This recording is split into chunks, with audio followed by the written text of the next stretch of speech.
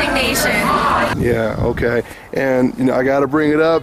We're talking about 168. Now, we know a lot of people consider Andre Ward as pound for pound number 2 or whatever the case may be. I know Golovkin wants to eventually be pound for pound number 2 or number 1.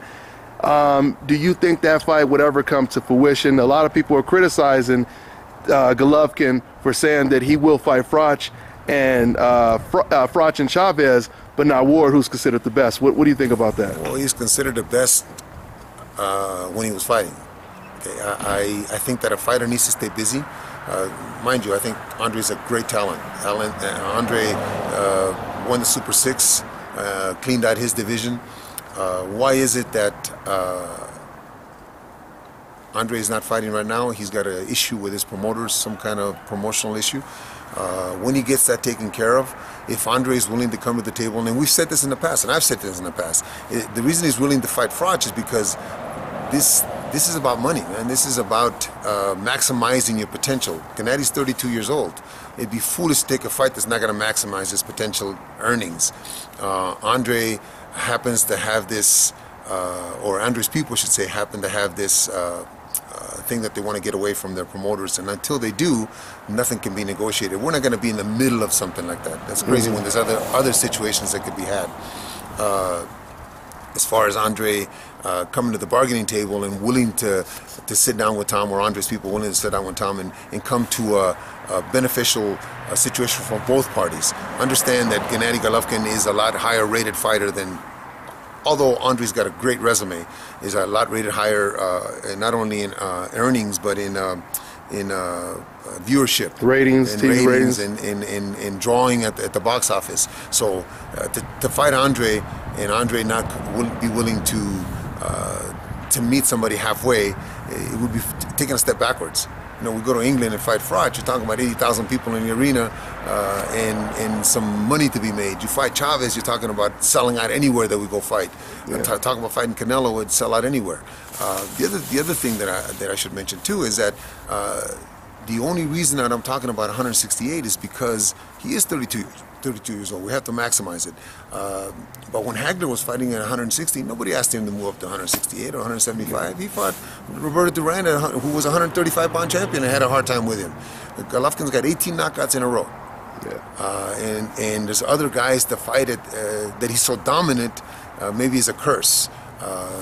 But he's got other fighters that he could be fighting at 160, and once he, as he puts it, once we decide who is who at 160, then we'll look for other pastures. But I think that it has to be understood that this is a man that's 32 years old, and we have to maximize his earnings because we may not have him for more than 4 or 5 years from now. Yeah, yeah, I understand, and I just want to clear this up. So I'm just saying, hypothetically, if Andre Ward, if he continues to be active, and they, you know, put him back at 2, or he knocks off Mayweather, becomes number 1, whatever the case. But let's say he's not as liked or as popular as GG. Does GG want to be the best to knock him off? I mean, or do you think there's other fighters that could catapult him to that number 1 or number 2 status? What do you think? When you say the best, you're talking about a mythical understanding from 10 different people, you know, or everybody's got their own pound-for-pound list of who is the best. The best right now, and not because he's the best fighter, but because he's got the biggest bank account, is Floyd Mayweather. Yeah. That's who's the best. But I believe Gigi is the best at 160, though. Yes. And I just believe Ward is the best at 168. He's the best because he's got the biggest bank account. He's got the biggest checks right now. Yeah, Yes, yeah. I would agree with you there. Yeah. Again, they're not doing this because they're out there to try to have fun. It's not a game. This is a business. And Floyd is the best because he's making bank. Yeah. Okay. He's beating guys, and yes, he's slowing down. Yes, he's doing all that. But you know, he's fighting it regularly. He's making bank. So that Andre stays on the sideline and does not fight and does not make himself attractive to the general public. Let's just say he can't.